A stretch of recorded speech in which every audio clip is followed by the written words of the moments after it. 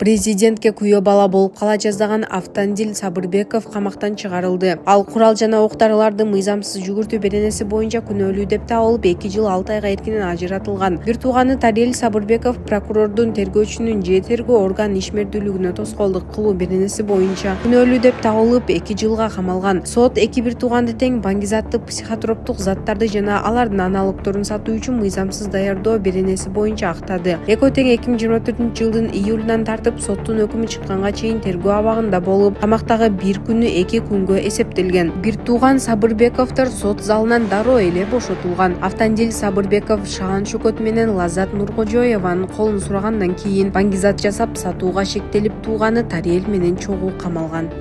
7-класстагы окуучу кыз уксус ичип каза болду. Ысык Көл облусунун ички иштер башкармалыгынын маалыматына караганда, 2025-жылдын 7-октябрында саат 10:00 чамасында балыкчы шаардык ооруканасынан милицияга билдирүү түшкөн. Анда 2011-жылы туулган өспүрүм кыз уксус ичип ууланып, реанимация бөлүмүнө жеткирилгендиги кабарланган. Бул факт катталып, тергөө иштери башталган, бирок тилекке каршы 8-октябрда кыз алган жаракаттарынан улам каза болду. Учурда тиешелүү соттук медициналык экспертизалар дайындалып, окуянын себеби жана жагдайлары иликтенүүдө.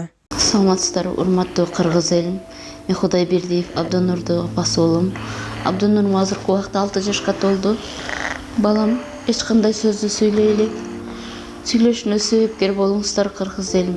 Эл арасында сүйлөп, күлүп жүргөнгө не жетсин. Кыргыз элим, жардамыңыздарды аябаңыздар. Турция мамлекетинде операция болот деген үмүтүбүз бар.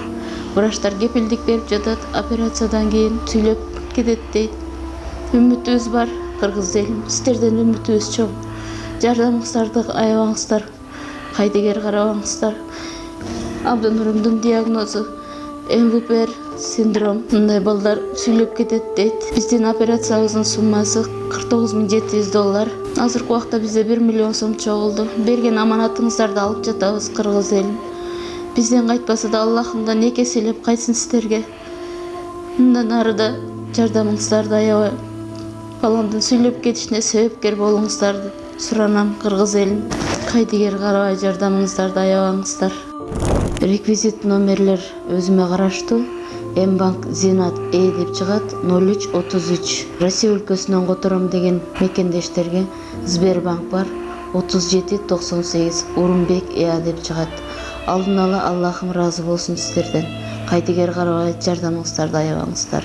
Оштогу 3 имараттын дубалдарын атайын техника менен тешип кетишти. Ош шаарындагы Кристалл мейманканасы жана ага жакын жайгашкан Навои көчөсүнүн номер 33 жана номер 19 дарегиндеги көп кабаттуу имараттарды бузуу иштери башталды. Бул тууралуу бүгүн 13 октябрда мэриянын басма сөз кызматы билдирди. Муниципалдык кызматтардын маалыматына караганда, алар тиешелүү кызматтардын буга чейинки эскертүүлөргө карабай ишмердүүлүгүн улантып келишкен. Бул имаратты Дарыянын 50 метрлик корук аймагына курулган деген жүйө менен буздурулууда. 10 октябрь күнү курулуштардын айрым бөлүктөрүн оор техниканын жардамы менен бузуп кетишкен.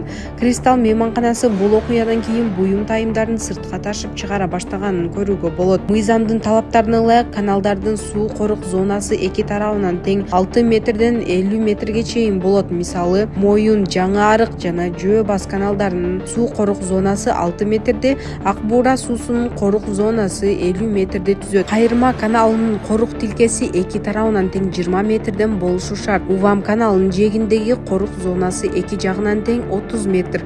Жекелик каналынын коругу 30 метр. Трамп Газадагы согуштун аяктаганын жарыялады. АКШ президенти Дональд Трамп Газа секторундагы согуштун аяктаганын жарыялады. Бул тууралуу ал Израиль парламенти Кнессетте сүйлөп жатып билдирди. Бул мен үчүн чоң урмат, улуу жана кооз күн, жаңы башталгыч, деди Трамп өз сөзүндө. Кнессеттеги сөзүнөн кийин АКШ президенти Египетке барып, ал жакта Газадагы согушту токтотуу боюнча саммитке катышат. 9 октябрда Трамп Израиль менен Хамастын Газа секторундагы жаңжалды жөнгө салуу боюнча тынчтык планынын биринчи баскычы боюнча макулдашууга жетишкенин жарыялаган. Ал бул келишим барымтадагы адамдардын жакын арада бошотулушун жана Израиль аскерлеринин макулдашылган чек араларга артка кайтуусун билдирерин түшүндүргөн. Кийинчерээк Египет президенти Абдель Фаттах кеңсеси 13 октябрда Газа секторундагы ок атышууну токтотуу боюнча саммит Египеттеги Шарм-аш-Шейх шаарында өтө турганын билдирген. Саммитке катышуу үчүн 20 өлкөнүн лидерлери чакырылган.